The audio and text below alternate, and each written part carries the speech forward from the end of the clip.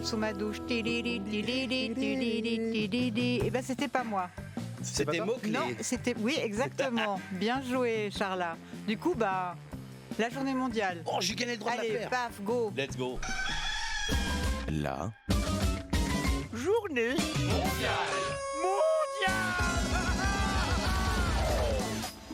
Qu'est-ce qui est orange et qui s'appelle comme un canard? Donald Trump.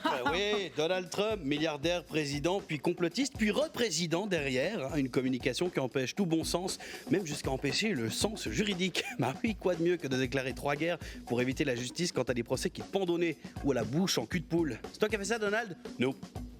Tu as attaqué le Venezuela. Ok, bah très bien. Ouais, on a oublié, hein. Il a d'abord tapé en Amérique latine avant d'attaquer l'Iran. Tout ça pour éviter qu'on dise qu'en attente de son procès, il est présumé innocent. Il est plein de ressources, le beau Donald. Il a des petites combines, dont une combine qui est celle de serrer la main avec puissance. Et dernièrement, il a trouvé un adversaire insoupçonné. C'est pourquoi je déclare ce jeudi 30 avril la journée mondiale du jeu de...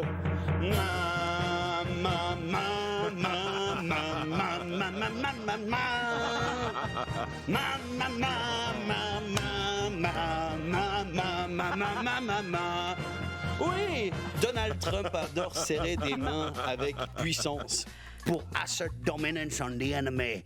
Il a par exemple tenté une clé de bras sur Macron, qui s'en est sorti avec un check pseudo cringe. Ils ont failli se couper, ils ont failli sauter tous les deux en tant que franc-maçon. Et en même temps, on le savait déjà, France-Macron, tu fais tomber un R sous le C, ça fait franc-maçon, coïncidence. Mais en fait, Donald, il serre pas des mains, il les tord, quoi. Il essaie à chaque fois de faire croire qu'il est plus mieux que le gars d'en face. Et il met des petites tapes sur le dos de la main aussi, comme ça. Pour une fois que c'est sur le dos d'une main et pas en bas du dos sous les reins. Mais hier, lors d'une visite diplomatique, est entré l'adversaire insoupçonné. Dans le coin droite, pesé à 67 kg, 1m78 de haut, 1m78 de large avec les oreilles, Prince Charles III. Ouais, Prince Charles. Le gars qui a fait plier la combine de Donald Trump, c'est le Prince Charles. Tu l'appelles toujours Prince? Ouais, il est pas roi, il c'est est roi. Charles III, son éminence, le roi Charles. Mais des fois, si après, mon jeu de mots, il va pas marcher. Ah, pardon. Donc, Prince Charles, nouvellement roi, bien sûr, Charles III, il sort juste d'un cancer qui l'a grandement affaibli. Puis il est anglais, puis il est vieux. Tout ça, il a quand même tenu la dragée haute à Donald sur une poignée de main. Quel super type. Dorénavant, on va l'appeler Pince Charles III. Voilà. Ah oui, il était là, il était caché depuis le début. Non. En vrai, cette combine de serrer des mains très fort, c'est le truc de l'oncle chiant et beauf. Celui qui te croise 2-3 fois par année, et puis chaque année, il vieillit, mais il change pas. Bah alors, la petite crotte, t'es toujours recouvert d'acné? On dirait du papier bulle. Allez, serre-moi la main, nom de Dieu.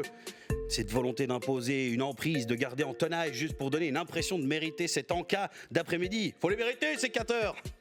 Ça ressemble à une tenaille. Bon, cet oncle qui veut absolument que tout reste comme avant, qui veut devenir riche par avarice, qui veut garder son sou pour payer son sou, il aurait bien mérité son titre de grosse pince, monseigneur. En fait, Donald Trump, c'est tous les oncles relous. Sauf que l'oncle relou, parfois, après de longues discussions, il change un petit peu. Il y en a de moins en moins des oncles relous. Puis avec le temps, les oncles, ils se sont allégés. Ou alors, ils sont morts. Et c'est peut-être ça qui fait que Charles III, il a trouvé comment résister à Donald dans l'épreuve du serrage de main. Alors Charles III, il est galbé comme un papillon sec à la base. Il a juste dû le regarder droit dans les yeux, puis il a dit « Arrête, ça suffit maintenant, On va se poser et boire un thé, puis on va discuter tranquille, d'accord ?» Bon, je vous ai traduit, parce que dans la version originale, c'était sûrement un truc du genre I'd rather have you stopping an insufferable prick, Donald. Voilà, depuis le temps qu'on attend quelqu'un qui peut résister à Donald Trump, ça me trouve le cul que ce soit Charles III. Je le mets pour l'hymne.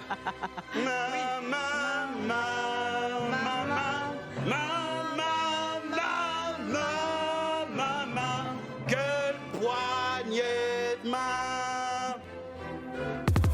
Bracassé. Couleur.